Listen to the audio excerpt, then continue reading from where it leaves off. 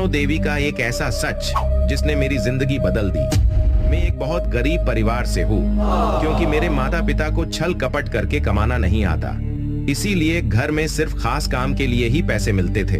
मेरे माँ बाप खड़ी मेहनत करके मुझे पढ़ा लिखा रहे हैं।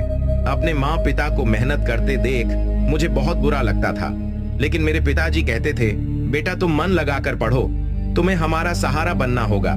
अपने माता पिता की बात सुन के मुझ में बहुत साहस भर जाता है, इसलिए मैंने भी पढ़ाई के लिए खूब मेहनत की और हर साल पास होते गया।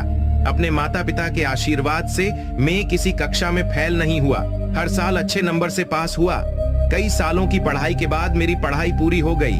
अब बारी थी सरकारी नौकरी हासिल करने की, और अब मैं सरकारी नौकरी की तैयारी करने में जुट गया। लेकिन मैंने कोई कोचिंग वगैरह नहीं ली, क्योंकि मुझे खुद पर और वैष्णो माता पर पूर्ण विश्वास था। इसलिए मैं घर में रहकर ही नौकरी की तैयारी करने लगा। साथ ही नौकरी के लिए फॉर्म भर दिए। कुछ महीने बीते और पेपर के लिए लेटर आ गया। मैं बहुत खुश था, क्योंकि मुझे अब जल्द से पेपर देकर नौकरी पानी थी। मैंने और मन लगाकर तैयारी शुरू की, और देखते ही देखते पेपर का दिन आ गया। मैं अपने माँ पिता का आशीर्वाद लेकर पेपर देने गया। मेरे मन में बहुत उत्साह था। मैंने नौकरी के लिए पहली परीक्षा दी, जिसमें मुझे लग रहा था कि इसमें मेरा नंबर आ जाएगा। मैं घर आ गया, और आने के बाद मैं खाली नहीं बैठा, बल्कि नौकरी की तैयारी करते रहा।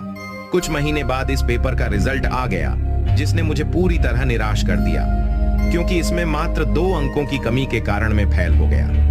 मन तो उदास हुआ, लेकिन मैंने हार नहीं मानी। कुछ दिनों बाद फिर एक भर्ती निकली। मैंने उसमें भी फॉर्म भरा।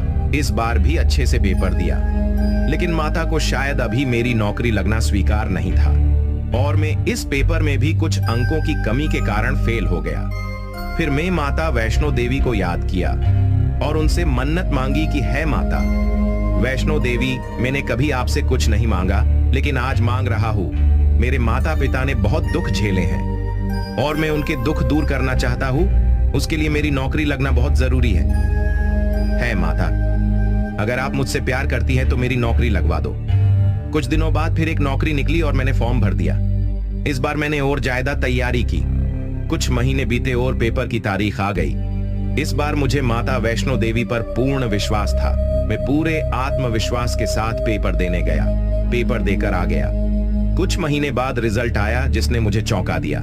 इस बार मैं पेपर में बहुत अच्छे अंकों से पास हुआ। मैंने वैष्णो माता को प्रणाम किया, और कुछ ही दिनों बाद मेरी नौकरी शुरू हो गई। अब सब ठीक हो गया था। माता पिता भी बहुत खुश थे। माता को मानते हैं तो चैनल को सब्सक्राइब करें। जय माता दी।